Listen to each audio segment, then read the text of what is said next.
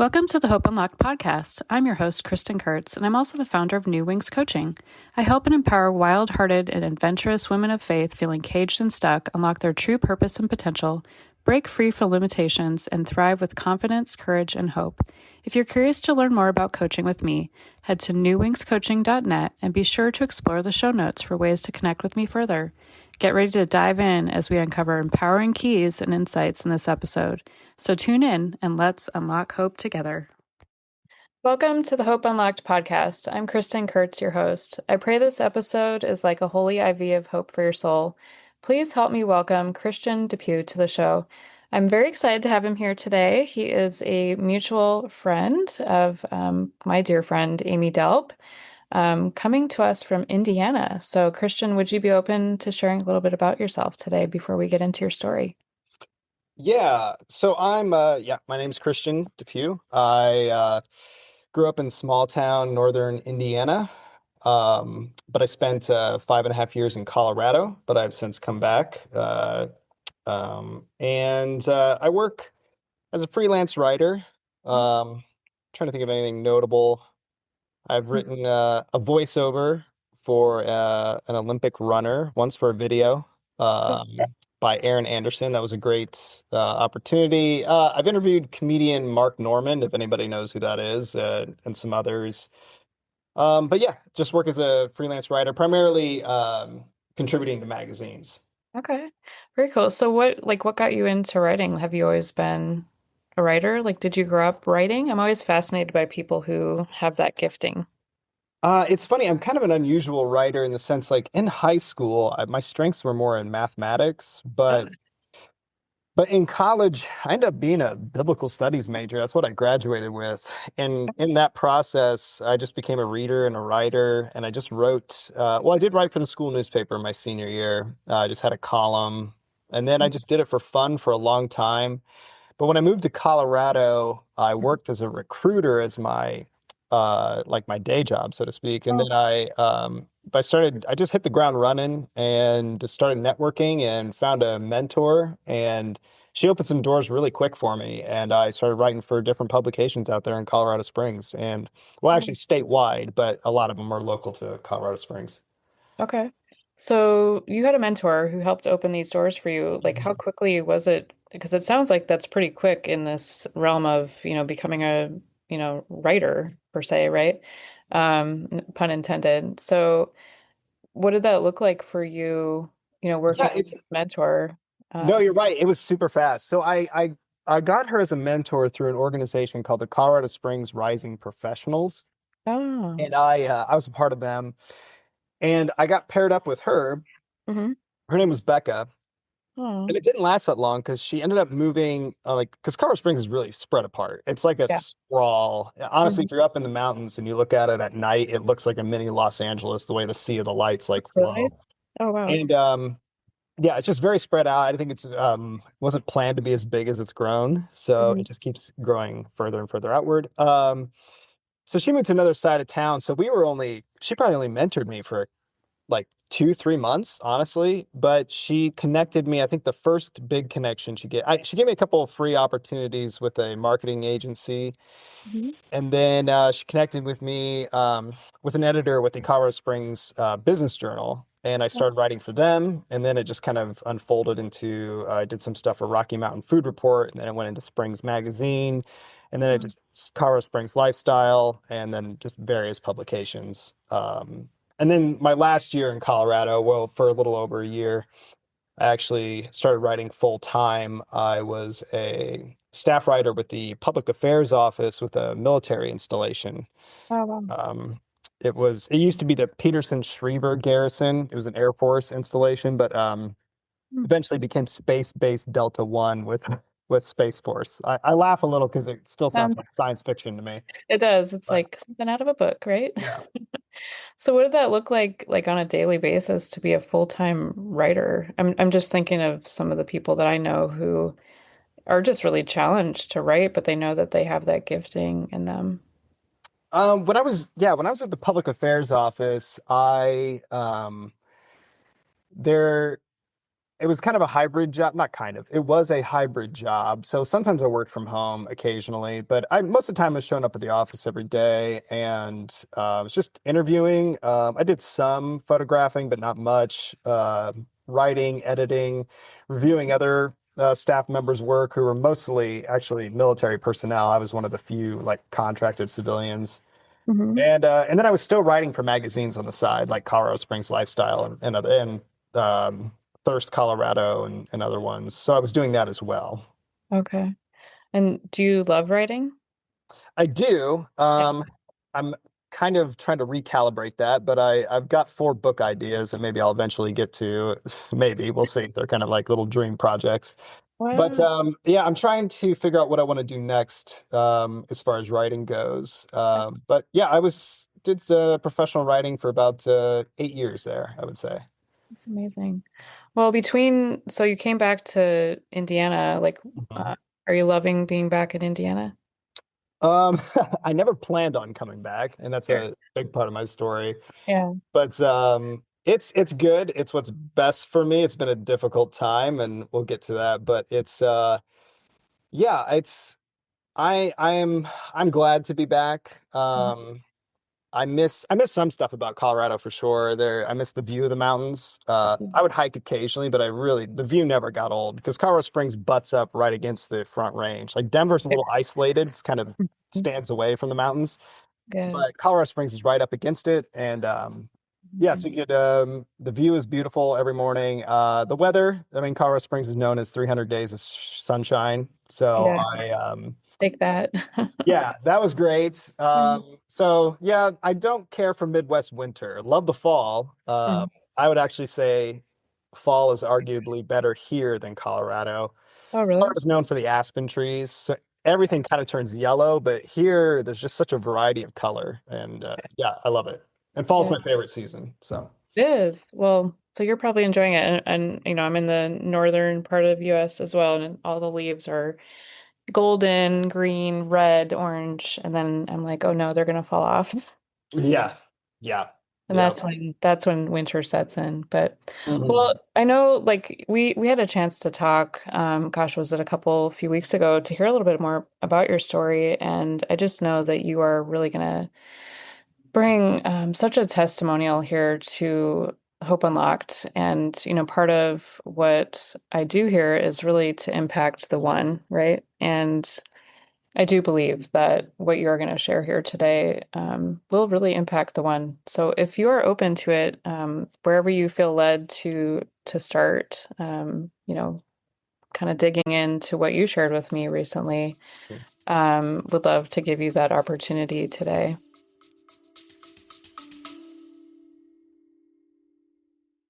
Ever hear something on this show that stirs something deep, like a nudge from God that there's more? That's stirring. It's not random. I'm Kristin Kurtz, host of Hope Unlocked and the founder of New Wings Coaching, and I'm inviting you into a 45-minute unlocking session, a sacred space to press in, hear what heaven is saying, and activate your next bold step. If you're a trailblazer or kingdom voice ready to break free from doubt and live fully alive, this is for you.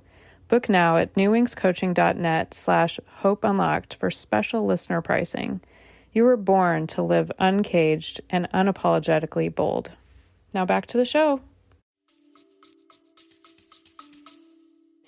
Yeah, I've so just like on one-on-one coffee meetings, I've been opening up and starting to share my story since it's and a lot of people have responded very like they're very encouraged by it. Even pastors, which is kind of unique that I would be encouraging pastors to hear what I have to say. But yeah, I think probably the best place to start is like my senior year of high school.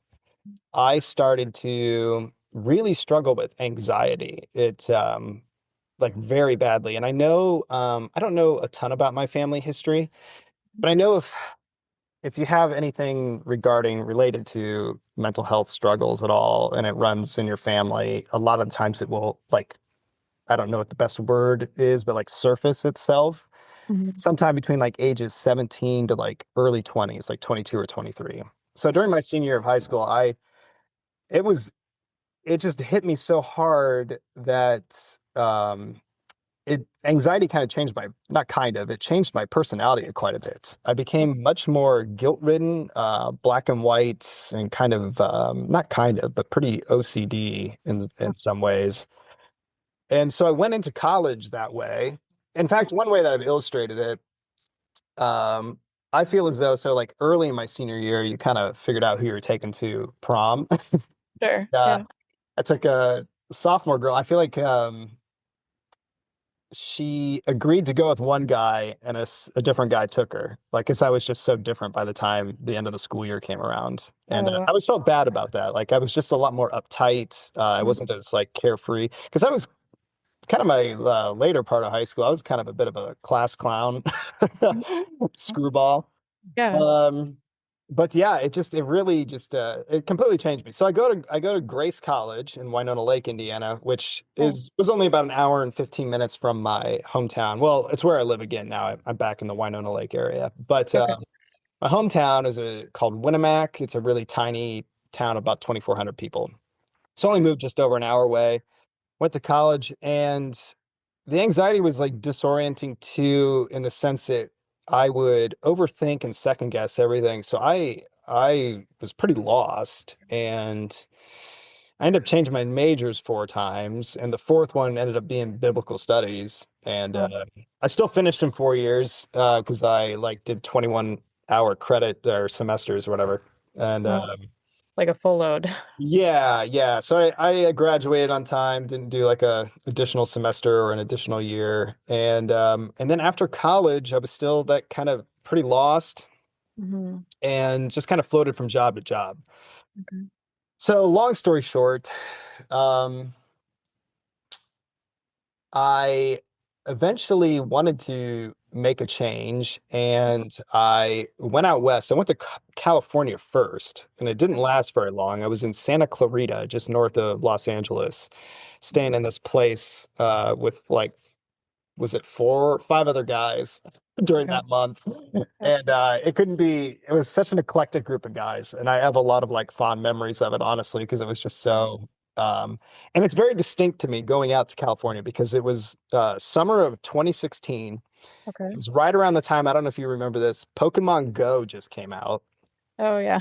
When So everybody everybody was was on around. the sidewalks and Yeah. streets with their heads down on their phones Yeah. playing this. And I vividly remember that. Yeah. Yeah. Also, when I got to Santa Clarita, the day after I arrived, this large wildfire called the Sand Fire started. So, like, ash is raining from the sky for the first Oh few my God. days.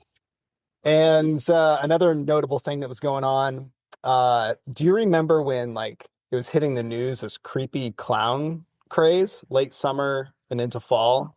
I don't. I don't know Oh, if okay, I even yeah. heard about it. People were dressing up as creepy clowns, but it was like hitting the news because it was all over the US. It just became this trend, and they were scaring people at night. So there was news reports about it.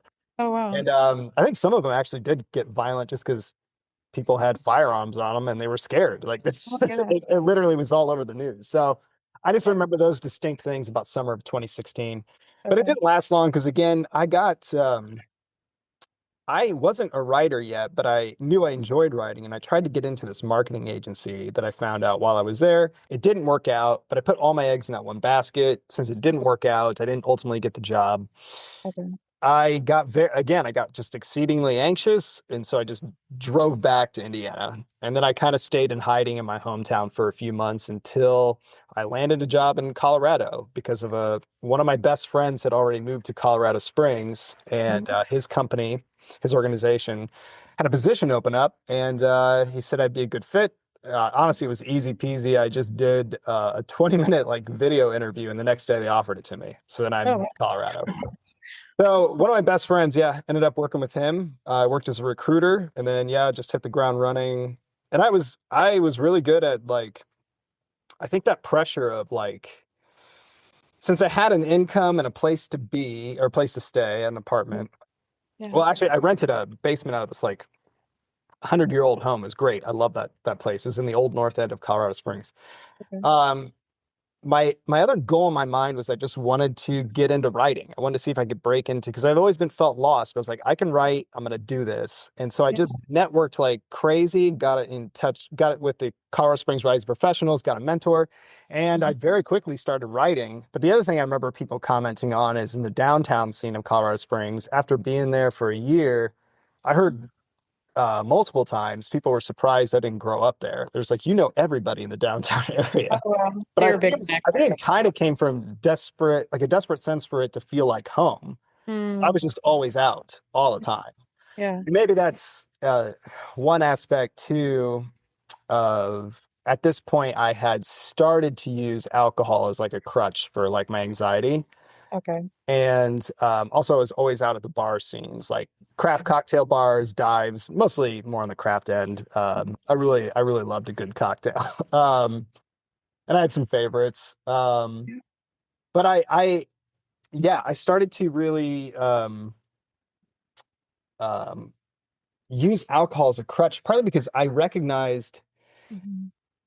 like, this is going to sound, I'm not endorsing this. This is just Yeah. how I literally recognized that it was making me better at first. Mhm. At And first. yeah, So I'm stressing let's that. let's Yeah, I stress want to, that. Yeah. yes, I do want to stress that. But at the Yeah. time, it did make me better. Like, Yeah. and I've heard other people who have had high anxiety say this exact same thing, and I completely relate to it. Mhm. It's when they've had like a couple drinks, they have this feeling like, oh, is this what normal people feel like without Mhm. alcohol? Sure. And I had that sense because and it also helped me be a better writer. Mhm.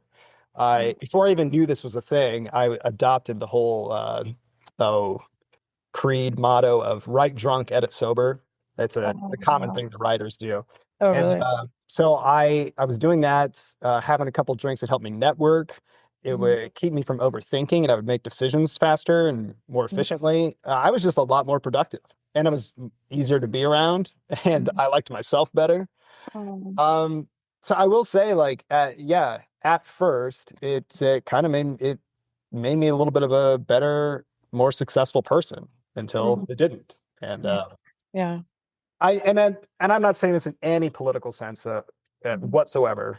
I'm just using him as an example because I overheard him say this in an interview. I don't remember if it was on the Sean Ryan show or what it was, but Mhm. RFK Jr. set everything political aside, Yeah. but he used to abuse heroin, Oh. and he was talking about it, and he said when he was like a mediocre student at best, but when he Mhm. first started doing heroin, he said for some reason he could sit still, focus, and he became like a straight A student.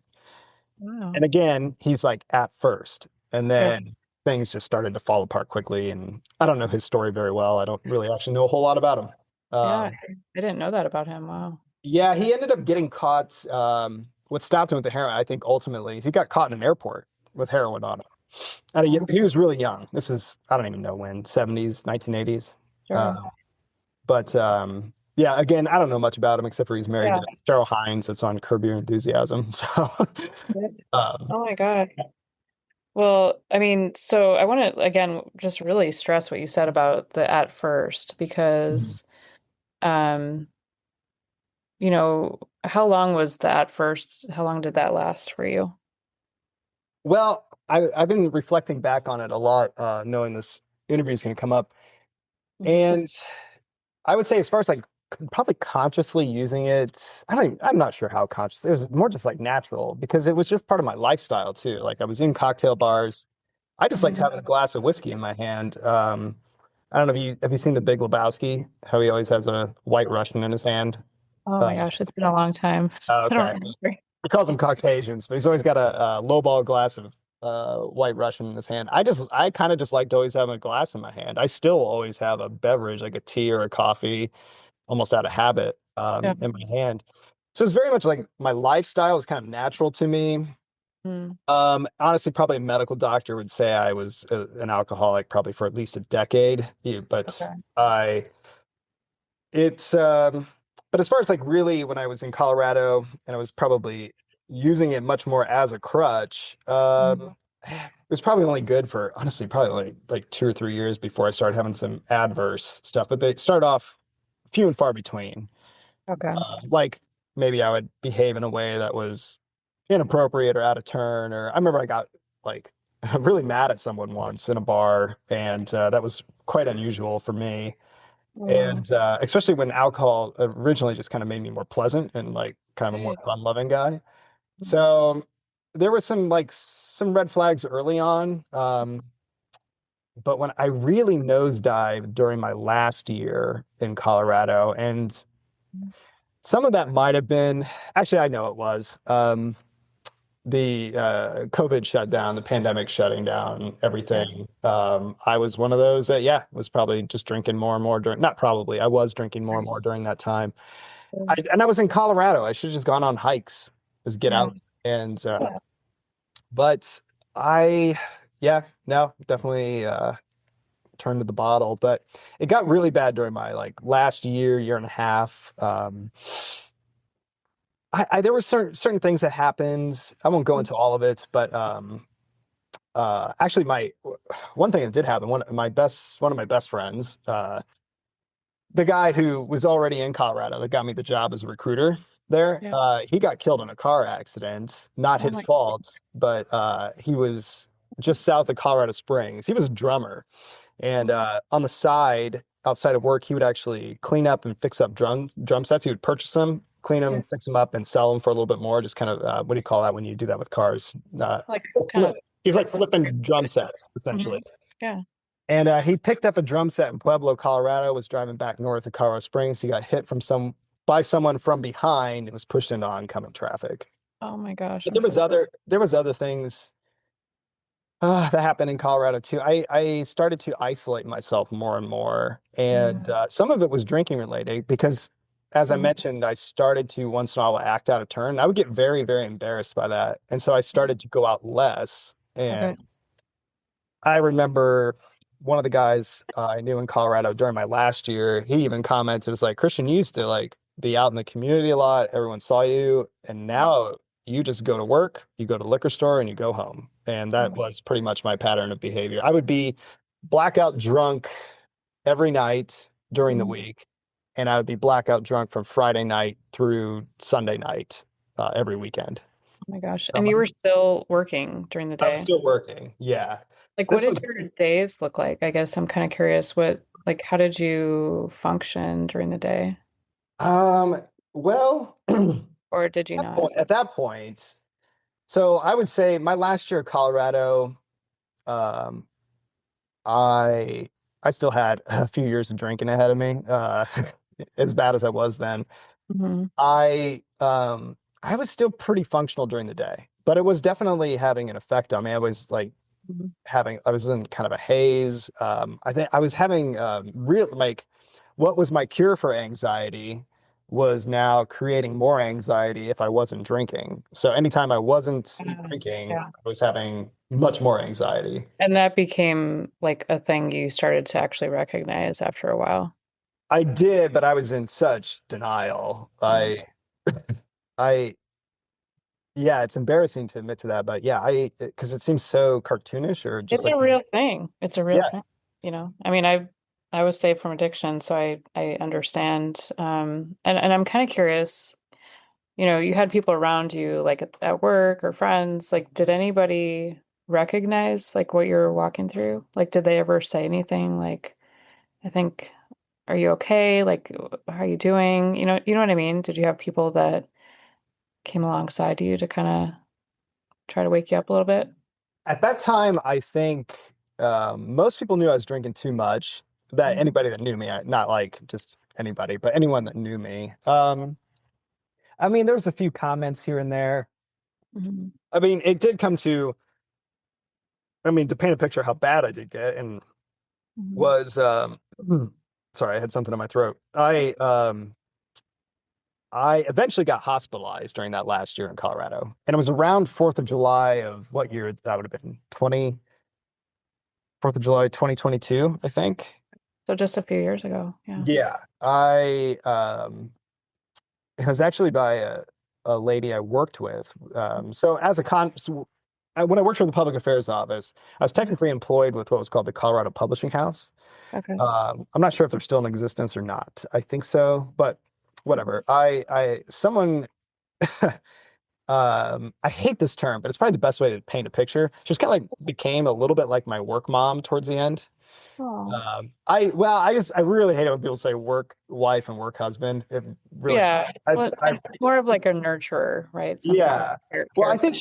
she was someone that recognized something was up with me, Okay. and because she made a comment once and we bumped into each other, she's like, because I guess I had multiple times said, because things around me started to go pretty bad too. I had a car breakdown. I was getting stressed about money and other things. And she noticed that I kept saying, I don't think I can take one more thing. Like I said that, I guess, a few times around her. Yeah. And I I can't remember exactly how it all went down, but I think I missed a day or two of work. And Hmm. she called me to Hmm. check on me and ended up telling me to wait at my place and she was going to come over. Yeah. And at that point, I'd just gotten done, I don't know, probably on one of my typical benders, but I was acting pretty erratic and like pretty quite manic, if I remember right. And she decided she was going to take me to the emergency room. And Mm. what I didn't know at the time until I've done a lot of reading since, I was like exhibiting signs of what's called hepatic encephalopathy, Mm. which is pretty bad. I can get into that a little bit later, but so she takes me to the ER and I when I get there, at one point, like my body started to kind of fall apart a little bit because I'm sitting there in the lobby talking to her, and I kind of tell her something about my life story, and she's Oh. and I remember doing that, but I remember specifically a nurse comes up to me, asks me if I can stand, and I was just like, "What are you talking about? Of course I can." I go to Mm. stand up, and my legs are just wobbling like crazy, like almost cartoonishly so, like knee knocking. And she immediately tells me to sit down and she's getting me a wheelchair. So they put me in a wheelchair and they take me to this small room to draw my blood, I guess. And I remember I was like kind of like, slowly getting cloudier and just kind of because everything's a big haze. And I was not I think I was a lot worse off than I even realized at the time. But I remember making a joke about there's too many people in this little room that look like a clown car. And they draw my blood. They take me to another room. A doctor comes and sees me with a chart of some sort. And he's and at this point, I'm sitting on a bed and I'm puking up stomach bile. Like that's all I have in me, but I can't stop doing that. So I'm kind of like, even though I'm a little bit removed from drinking, I'm like physically getting worse as time goes by. Okay. And a doctor just straight up, this is a little foggy, so I'm having a hard time retelling this. But Yeah. the doctor comes in, and he might have been because he might have been just trying to like scare me sober. But Hmm. what he said was like, "You are dying, and you Mm. are killing yourself." And I Mm. remember being like, "Well, what do these numbers mean?" I point to the chart, and he's just like, "Don't worry about that. It's like you're dying. Like this Yeah. has to stop." Mm. And then I was so docile and sick at that point, like I just went with whatever they told me to do next, and they took me to a detox unit. And so I show up at this detox unit and I'm left there, and it looks like a little mini mental hospital. They have just only small windows that like basement style windows, even though it's not underground, Yeah. that are just, and that's all they have for sunlight coming in. I remember sitting on the end of a bed that's covered in plastic, and they have me on pills that make me sleep and sweat to Okay. sweat out all the toxins. And the whole place has this smell to it. Mm. And it's what it's called is they call it the breath of death, honestly. Oh, But wow. every, it's because I experienced that smell on myself later on again and again. Anytime I went on a bender, Yeah. it's a sign of like your liver severely being damaged, but it's like in your sweat, it's in the taste of your mouth, it's on your breath, everything just, and it's kind of the semi-sweet musty smell, but it's I'll never forget it because when I had it sent subsequently, it just always reminded me of that detox unit. Okay. But yeah, I'm just sitting on the end of this bed covered in plastic, and I just remember like I work for the public affairs office for like a major military Yeah. installation, and I'm here with people who are pacing around the room, scratching like at their skin, and like our coffee mugs are made out of rubber, so we can't break them and hurt ourselves. And I was Wow. just like, I don't belong here. That's what I kept thinking. I was like, I don't belong here. Yeah. Um, but because I was on those pills that make you sleep, time escaped me, and it seemed like I was there a really long time, but I was only there for 48 hours. But I remember Oh, trying, like asking, like to leave sooner, but they wouldn't let me. okay. And eventually I was picked up by my work mom, Yeah. Tracy, Yeah. and taken home. Hmm. But that wasn't the end of it. I think I quit drinking for maybe a couple weeks or something, Hmm. and then I was back at it. And Yeah. eventually, Well, uh, can I stop you for a second? Because yeah, yeah. you're brought to rehab, and I guess like for me right now, I'm seeing, you're gonna share a little bit more about like it lasted a couple of weeks. Like honestly, you were there for 48 hours. What was that supposed to do for you? What was their point of doing that? Like, was there any like mentoring, anybody coming to help you, or did they just put you in a room for 48 hours and then they'd Well, say, it "Okay, wasn't. time to go. Have a good rest of your life." Yeah, I mean that's kind of how it was. It wasn't yeah, it wasn't a rehab. It was just a detox unit. So it's just Hmm. a place where people don't have access to alcohol or drugs. Yeah. You just are there to be monitored. Hmm. Make sure you don't, yeah, like you don't die.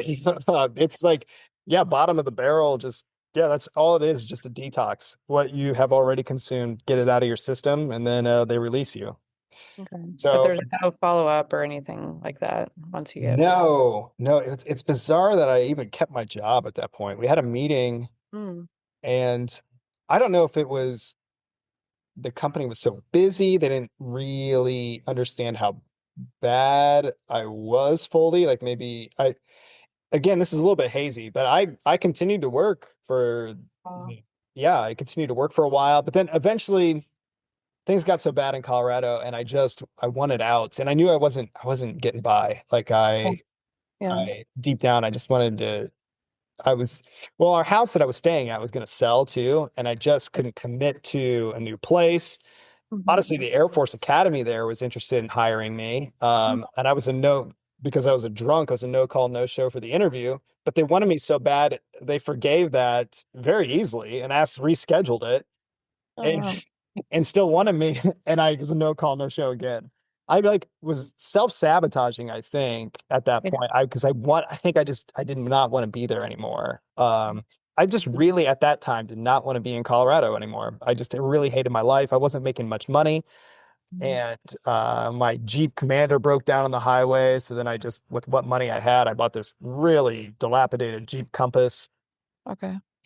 So I ended up kind of impulsively, probably while drinking, I just quit my job. The house Okay. was about ready to sell. I stuck around to kind of make it easier on because it was a large old house, but I rented it out with two other guys.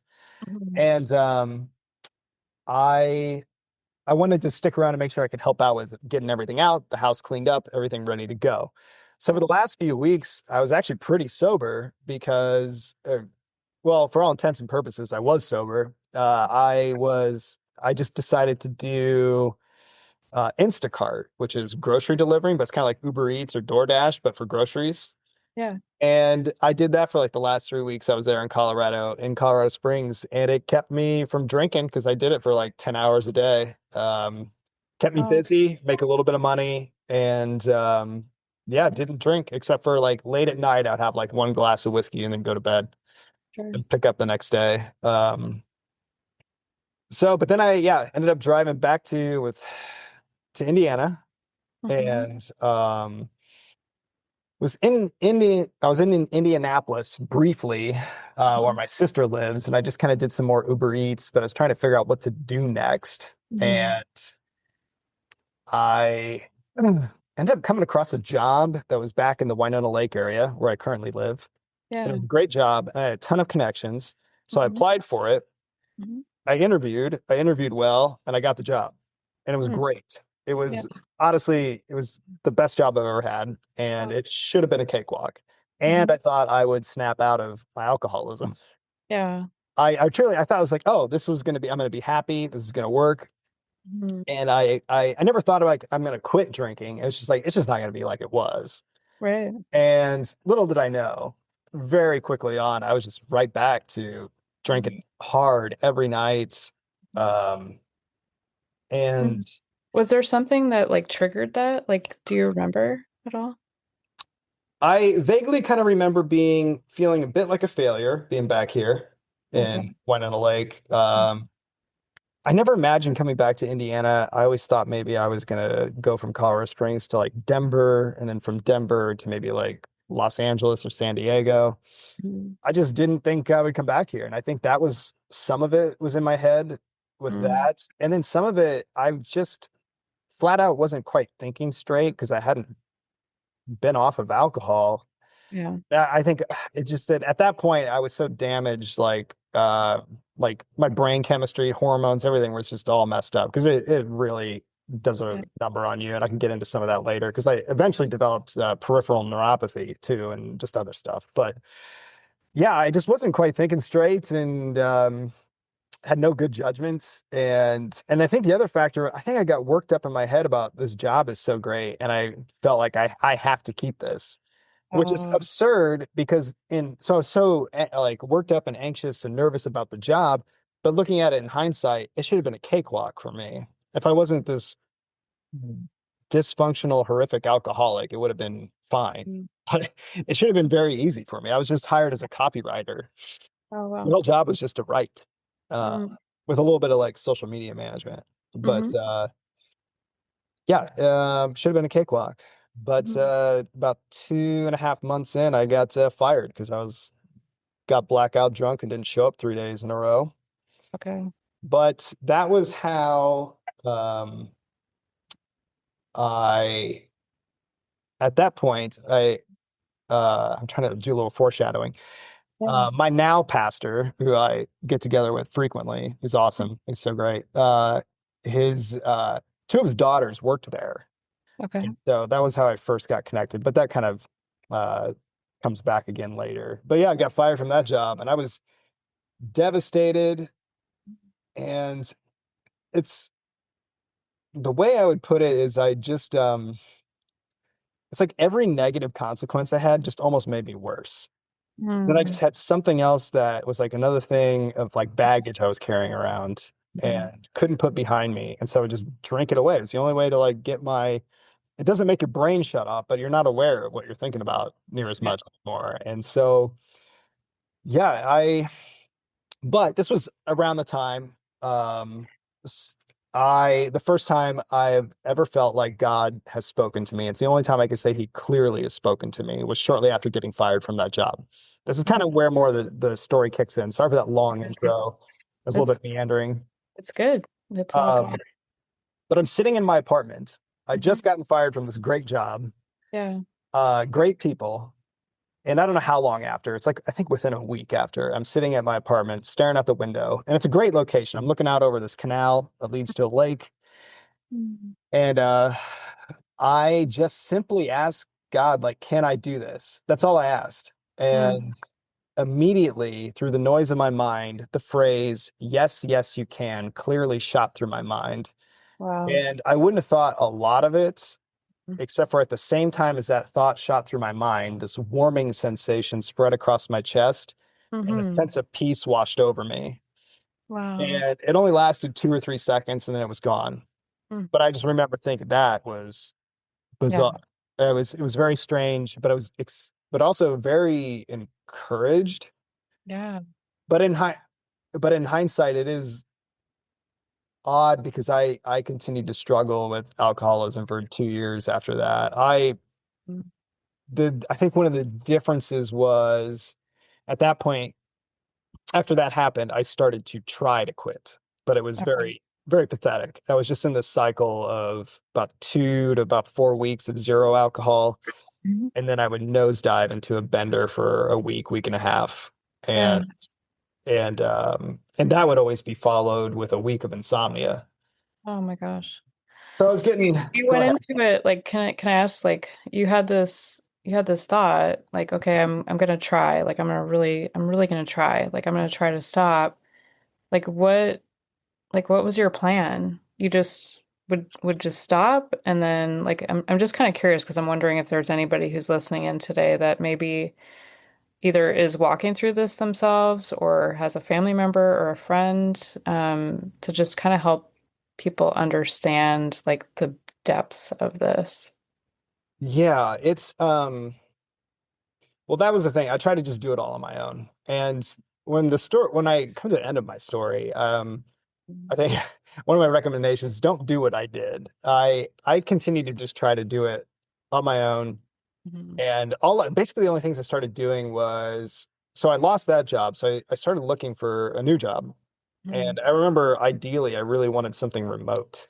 Mhm. Um, I was very fixated on that. And I had everyone told me my resume was fantastic and it's very eye-catching when you see it. And so I was very encouraged by that, thinking, okay, this shouldn't be too difficult.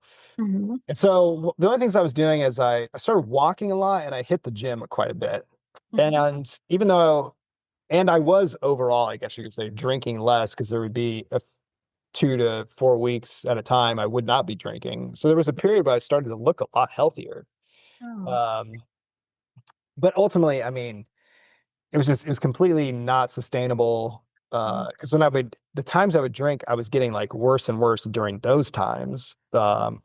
And then eventually it didn't even matter with the few weeks in between of not drinking, my physical appearance just started to really deteriorate. But yeah, because I eventually got kicked out of the apartment, because it was Oh, right above a business and they're trying to run a business. oh, wow. And they just have this drunk who lives upstairs. Mhm.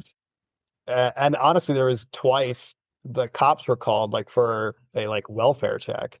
I Oh, didn't wow. get in trouble, but a police officer showed up just to see how I was doing because I guess I was being quite erratic and I don't remember anything. Oh, I know I like to keep my windows open, so that's good. who knows what I was, yeah, Yeah. going Yeah. on about. But and I don't even think I want to know. Mhm. Yeah, my behavior just got very erratic, and yeah, I was just like an I almost can't exaggerate how bad of an alcoholic I'd become. It's like you can even watch movies, and if you can find, I don't really like to watch them. They kind of make me. Yeah. I remember catching part of. Do you remember the movie Hoosiers, the basketball movie, Gene Hackman? I've heard of it, but I don't even know that I've seen it, to be honest with Okay. Well, there's a character in there, and he's an alcoholic, and he like falls off the wagon, and he's like sobbing and apologizing. It just like it just gets to me a little bit. Um, yeah, it's hard to watch, but I was yeah, I was you. such a mess. I would get in these cycles where when I was on these benders, I would get exceedingly manic for a while. Then it would fall into like irrational levels of anger, and then I would always end with I would break down and just like be sobbing for like a couple days. Yeah.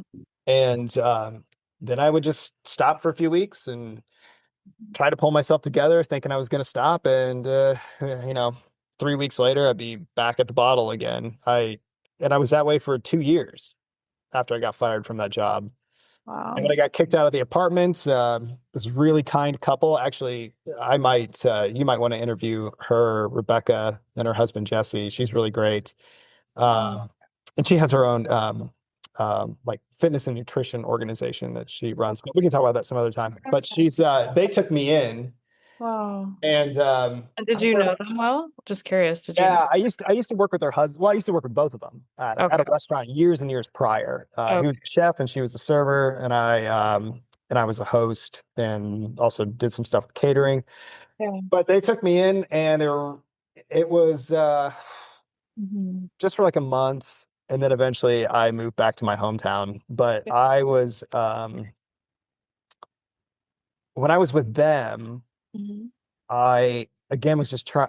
There was one point they had to end up hiding any alcohol that was in their house because I don't even know if they knew how bad. I mean, they knew I was really bad. I'm trying to remember what got Rebecca came over and got me one night and Mhm. brought me to she and her husband's place. And again, this is all kind of blurry, but it was so I can't believe some of the things people did for me when I look back on it, just to keep me afloat, like just not on the streets. If I didn't Yes. have people, I should have been homeless. And I remember at one point, even being when I was in Fort Wayne one time, I was at a hotel and I saw this girl come off the streets and she had a bunch of sores on her skin. I don't know what type of drug she was using, but she just came into the lobby just to sit for a while.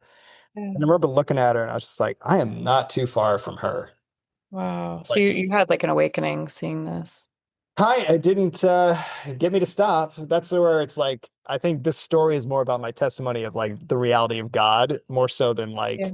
how do you go about like what coping mechanisms, what do Yeah. you, I don't really have a lot to say on that. And we'll Right. it'll unfold more and people will Yeah. realize.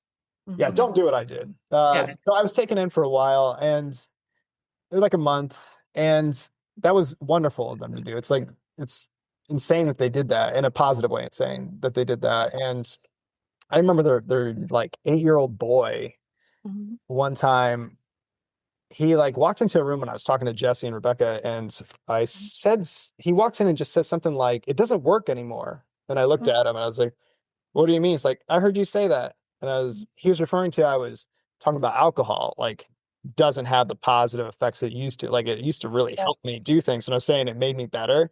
I was still hung up on that, like stuck in the past thinking this would somehow should still work. I was so insane. And I remember just being like, "Oh, buddy, you weren't supposed to hear that." Um, And he's like, "Well, why do you drink alcohol?" And I just said, "I don't know." I was like, "I guess I'm not a very good person." uh, And he said to me, he's like, "I think you're a good person, Christian." uh, So I have like this 8-year-old kid, like yeah. get me all teary-eyed like I am now. Yeah. Um, and yeah, it kept going. That's why the story's kind of depressing because it goes on for a while. So I end up back in my hometown. Mhm. And the only thing I was able to manage, I still occasionally wrote articles for magazines Yeah. and just making a tiny bit of money. I was at my mom's place, Mhm. and then even that in itself, I was just like, how at my age, why am I'm at my mom's house? And yeah, I was I just got worse and worse. Like again, just like with negative consequences, it was just I got to a point Mhm. where a part of me, I mean, I was drinking myself to death, but a part of me was intentionally a little bit at times. I remember just wishing, Mhm. like, could I just pass away in my sleep, please? Mhm. Yeah. And yeah, it just got so Mhm. bad. I mean, there was some of the stuff I started, like my hair would start falling out in clumps. I had some toenails just flat out fall off. Mhm. I would Wow. constantly have this burning sensation on my tongue, which I looked up as a sign of severe liver damage.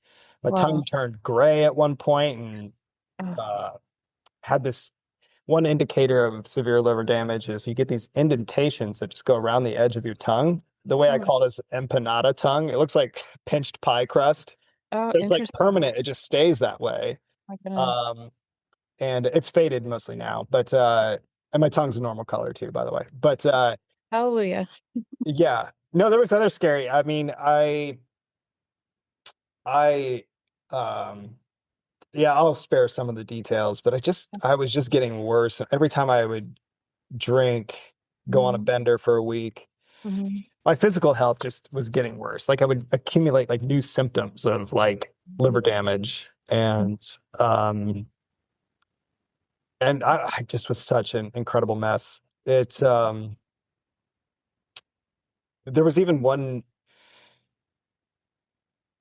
night um I was actually on the phone with one of my with someone. I was on the phone with someone and I had this sensation where I was like, "Oh, I think I broke something inside me." And for the next few days, and I'll spare the details, but the best way I can describe it without having seen a doctor Mhm. was it felt as though like some of my organs were starting like or on the verge of shutting down. Like things were just not working right.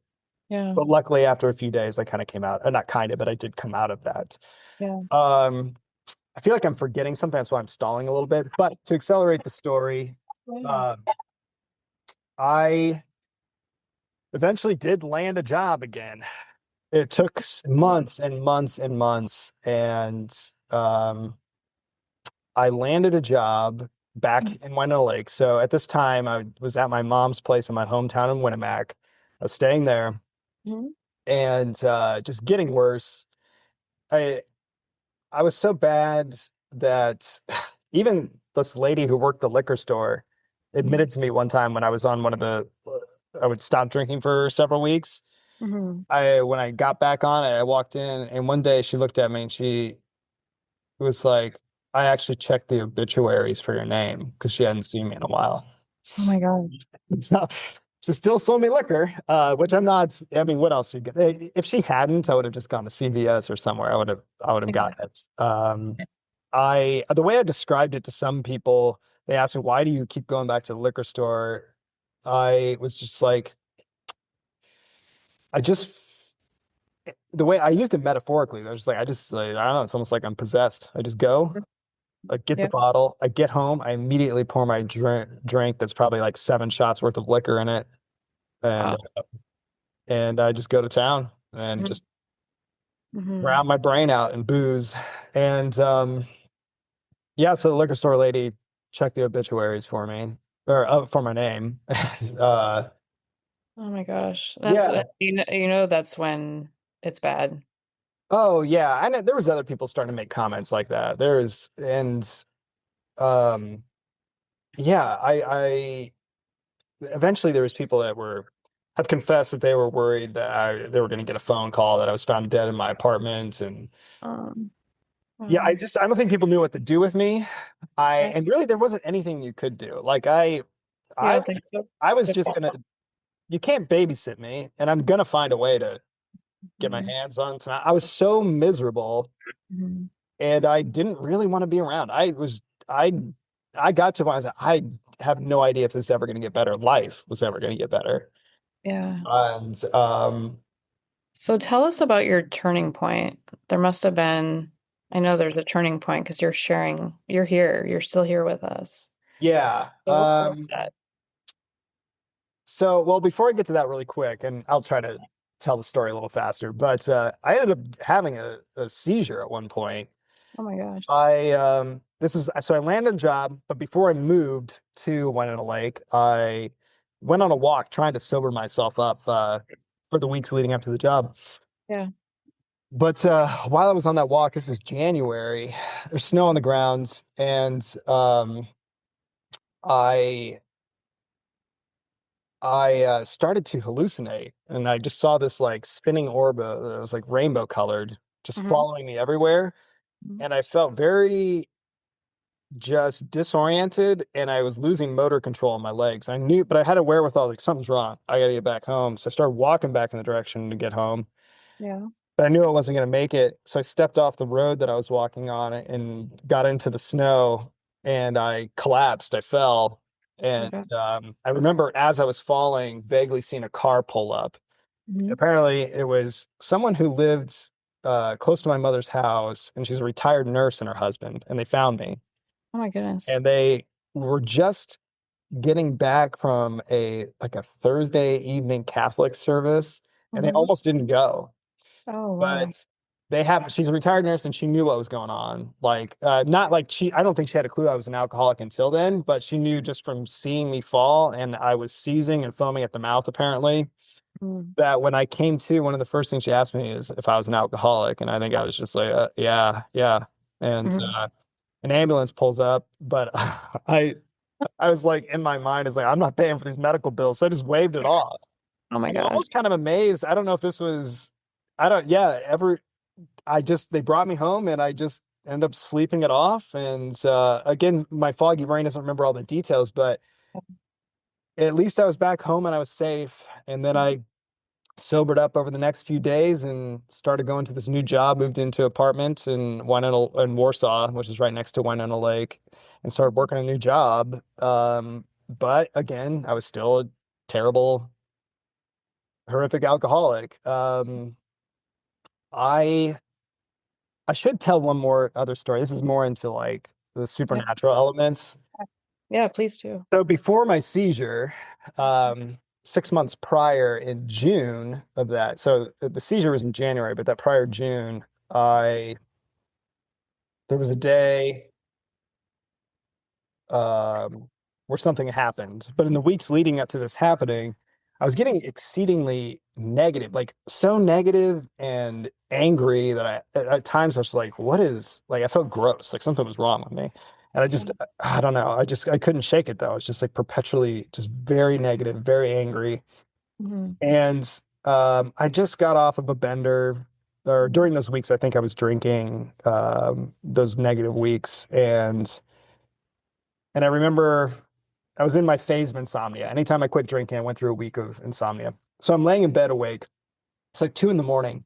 and I can't do anything because I can't sleep. So I'm just watching stuff on YouTube. And at that point, I was actually really desperate. So I was watching a lot of Christian content, a Okay. lot of like anything that was like encouraging. But while I was kind of propped up on my right side in bed, Mhm. my head whipped to the right 3 times in a row violently, like where my chin is parallel with my shoulder.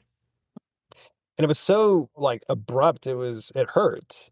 And I Mhm. was startled by it, but I was also so just exasperated, depressed. I just remember almost like shrugging it off like, Yeah. well, I guess I'm gonna have a seizure tonight. And I knew that was a possibility that alcoholics can induce a seizure. But at that point I hadn't had one yet. So I didn't know what happens. But I just figured it was like some kind of convulsive nervous thing.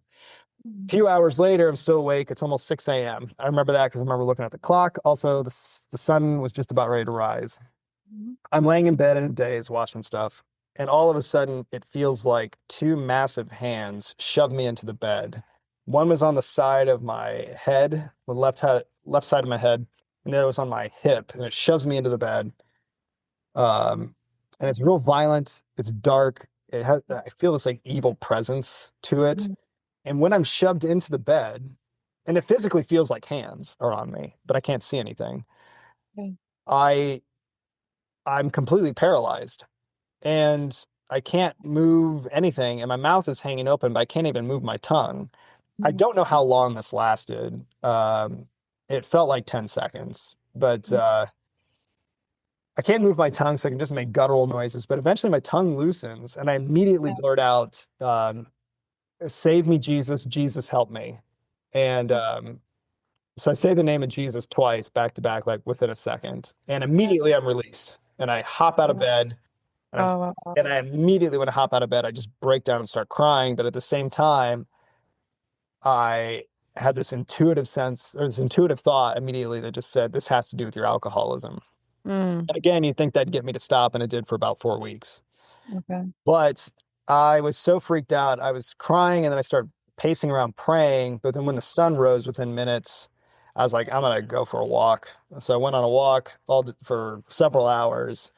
While I was on that walk, I recalled when I was in my last year of Colorado having this thought multiple times Mhm. and I dismissed it as being completely irrational. Because throughout this process, I was getting so desperate, I started to return to my faith, but in this kind of just desperate, but I was still this severe alcoholic. But Sure. before I started doing that, like I had this thought last year in Colorado, and it was simply I feel like something's trying to destroy me. Like not Mhm. just the alcoholism, but so many things around me was going wrong. Nothing was going right in my life. Yeah. And I so in hindsight, after this thing that happened in June, where I was attacked by some dark entity, some Mhm. demon, Mhm. I I recalled having that thought in Colorado, and I was like, oh, maybe I was onto something. Yeah. I Yeah. this this experience with being attacked, I also remembered there's somewhere in scripture about the concept of giving the devil a foothold. Mhm. And Mhm. I just was like, I think this has gone beyond me. This is something like it's a spiritual warfare thing at this Oh, point. yeah. Most definitely.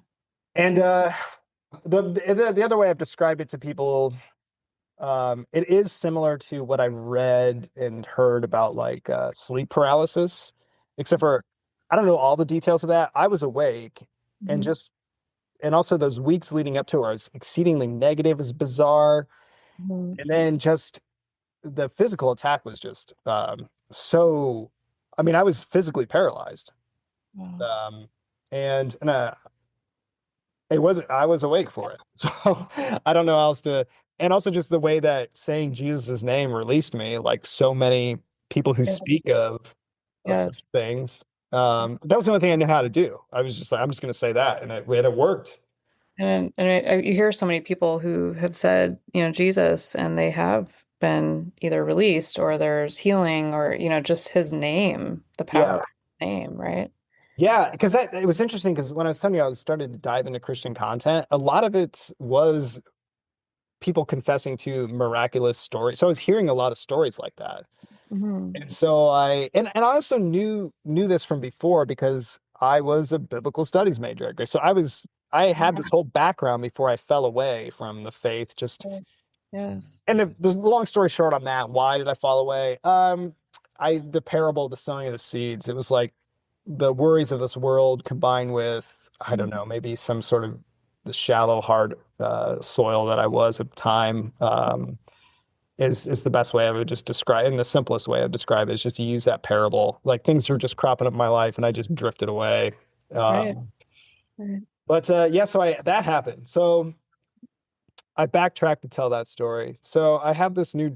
To fast forward back to January, shortly after my seizure.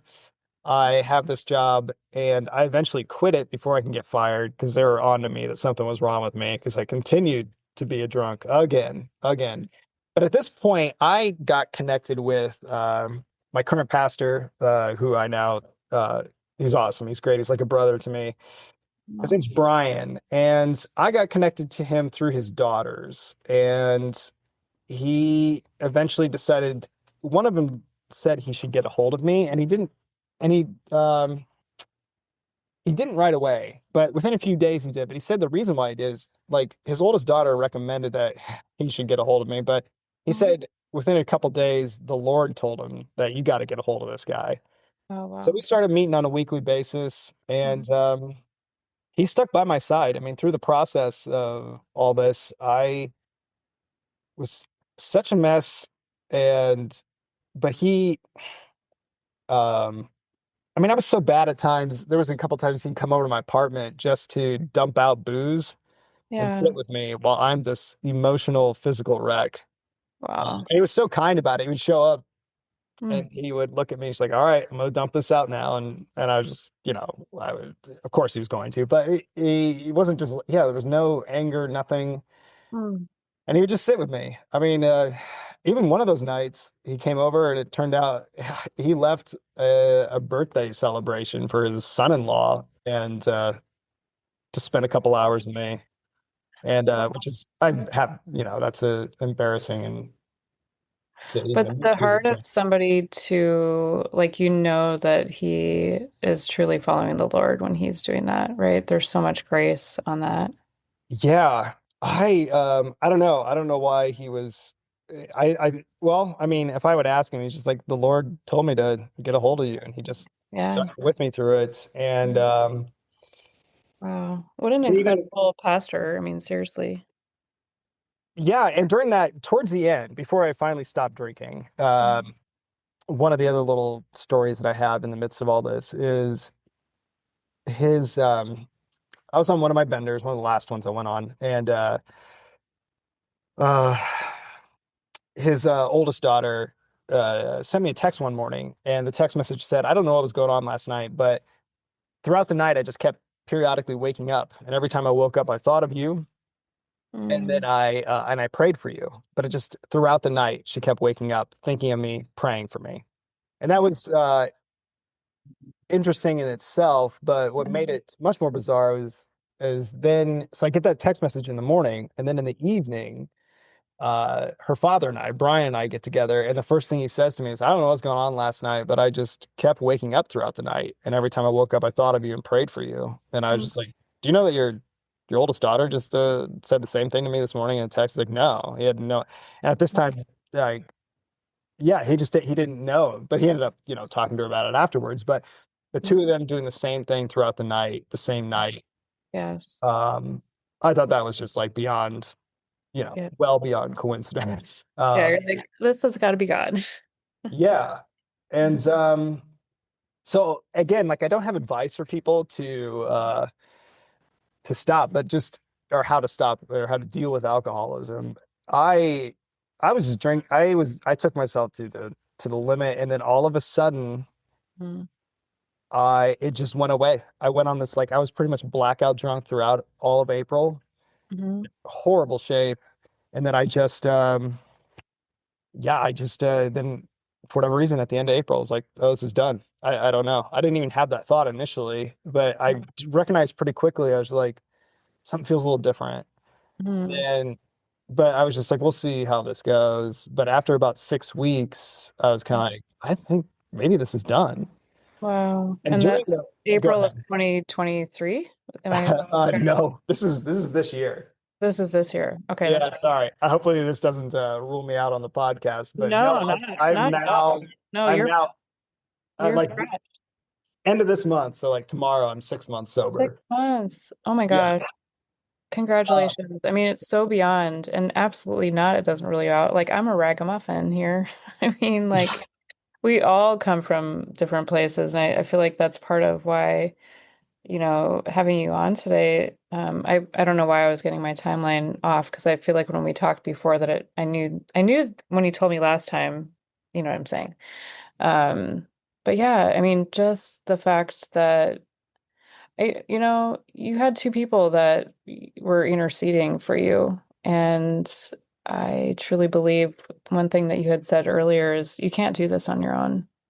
yeah. You literally can't do this on your own. So when you allowed somebody to come into your space and see you in your brokenness, wouldn't you say that that was a huge catalyst for you getting breakthrough? I mean, the way, yes, Looking back now. I mean, honestly, yeah, I wouldn't be here without my pastor. He really just became the only person that I was like willing to even really be around when I was such a wreck. I can tell people what not to do, and one of them is like if you're dealing with an addiction issue, it's like isolation is the thing that a lot of people tend to do, and I did to the Mhm. extreme. And yeah, don't do that. Yeah. It's so it's but yeah, I was not letting anyone in at that point, really. I just yeah, I was increasingly becoming more of a hermit, just like slowly just Yeah. yeah, drinking myself to death and isolating myself. And but yeah, he stuck by my side Yeah. and So also what has go ahead. changed since then? Like these last 6 months, you've been obviously you're a completely new creation, right? Second Corinthians 5:17, talks about that where like you literally are a new creation. So what has that been like in this new life? Well, I mean, at this point it's a bit of a like slow process of just trying to figure out what steps to take ahead. Hmm. Um I so the alcoholism, that's why it's like it's hard for me to give any advice because and I know other people have experienced this, but I'm not battling it. Like it just went away. Like Hmm. I don't feel any desire to drink. It's almost like a non-issue is the way I would describe it, which Yeah. is that's miraculous and that's great. However, I also destroyed my life around me. And so I'm trying to put my life back together. Yeah. It's absolutely, I'm so grateful and it's amazing that alcohol is not an issue because now I can focus on other things. Yes. But I'm not trying to put my life together while at the same time, Mhm. babysitting myself and people have to tiptoe around me and I have to avoid situations I don't really, I just don't, it's literally just kind of went away.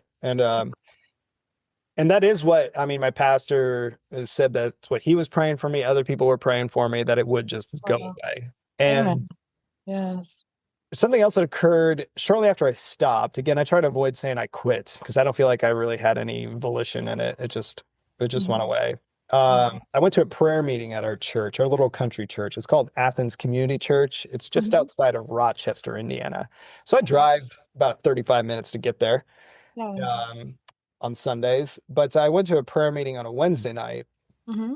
and I was only a few weeks, 2, 3 weeks removed from not drinking. And after it was over, this little lady named Danita walks up to me, and I didn't really know her at all. I just knew who she was, and we'd say hi, maybe. Yeah. But she walks up to me and she says, "I almost didn't approach you, but I feel the Lord telling me to speak with you." Oh. And I think I normally would have gotten kind of uptight and been like, "Oh boy, what's coming?" But I remember just feeling very peaceful and just Hmm. open to it. So I asked Yeah. her, well, what does the Lord want to say to me? And she starts off with something just very general. She just says, I get the impression you've been struggling, really struggling lately. But then she says, and I feel compelled to tell you about my brother. Mm-hmm. And she goes on and tells me about her brother who was this exceedingly successful salesman. But he eventually destroyed his life and lost everything to alcoholism. And when she gets done telling me this, I'm stunned by it. And I just said, yeah, that's exactly what I've been going through for the last 3 to 4 years. Yeah. And then I kind of questioned her a little. It's like, I think a couple people in the church, or not a think, but a couple people in the church know about this. Maybe someone has said something. She said, no one's told me anything. Wow. Then I asked my pastor about her, and he's like, yeah, she occasionally will get like a word from the Lord or a message from the Lord or something, an Yeah. impression. And whenever she does, she's always on the money, is what he said. She's done that to me a couple times. And I even asked him I asked a couple of his daughters about her as well. And they're just like, oh yeah, she's really great. We love her.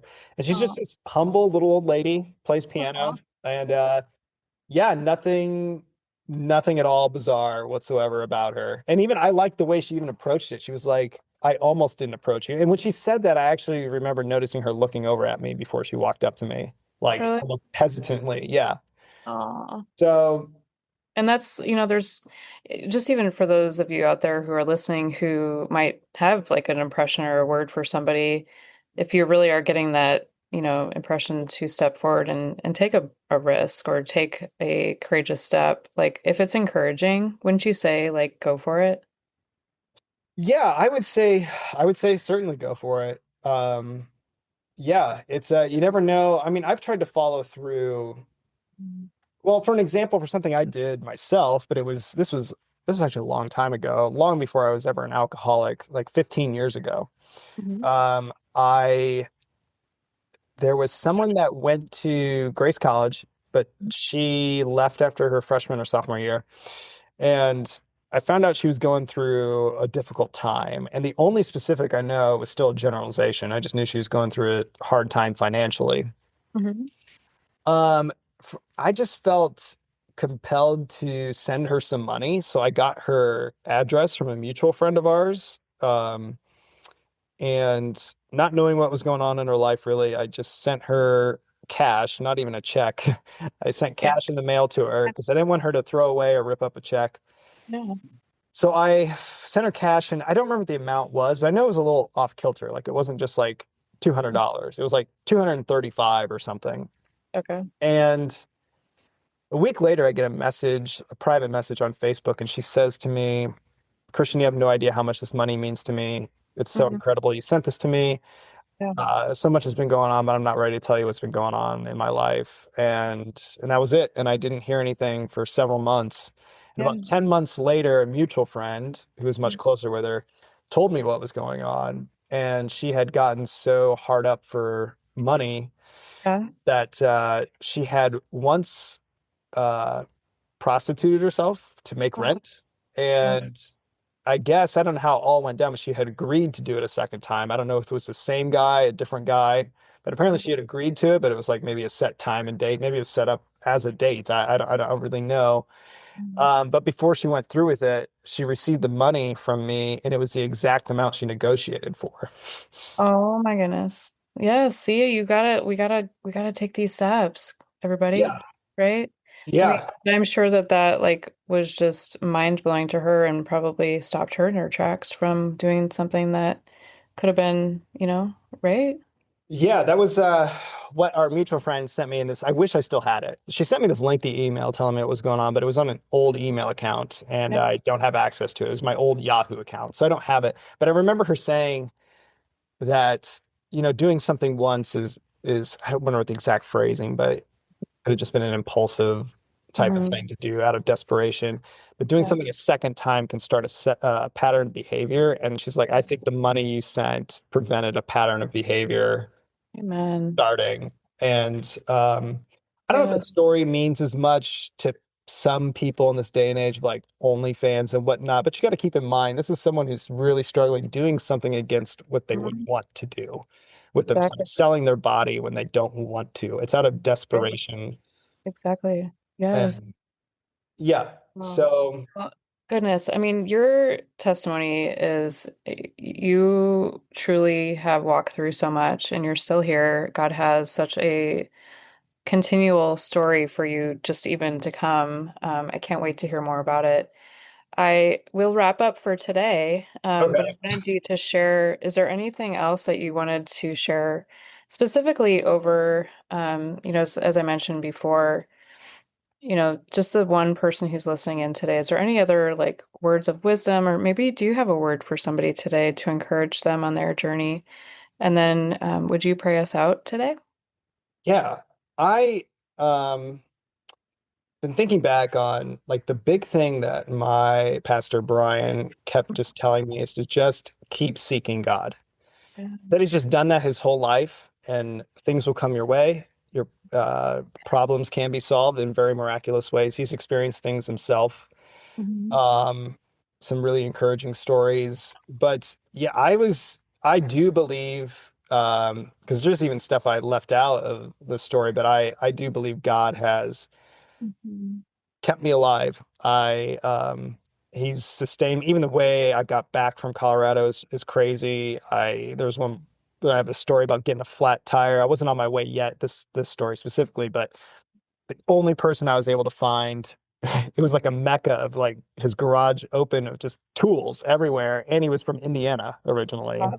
And actually not far from where I live. And that was insane and crazy. And I I think just you just got to keep seeking God and crying out to him. I think he's on, I mean, his ways are higher than our ways. He doesn't always work on the same time schedule. Well, most of the time it doesn't seem like he does, but Yeah. he will show up. I think Yeah. those who really truly want him, I think he shows up and he becomes very real. Yeah. And yeah, I think and then beyond that is like to live a life of obedience. That is something I'm working on more and more is just trying to align myself with God and his character. Mhm. And yeah, and also obedience beyond just how you conduct yourself and live your life, but also, yeah, keeping your ear open for possible words from the Lord. I'm trying to learn that. I mean, we've talked about before we did this call Mhm. about Jamie Winship and Yeah. you interviewed his wife and Mhm.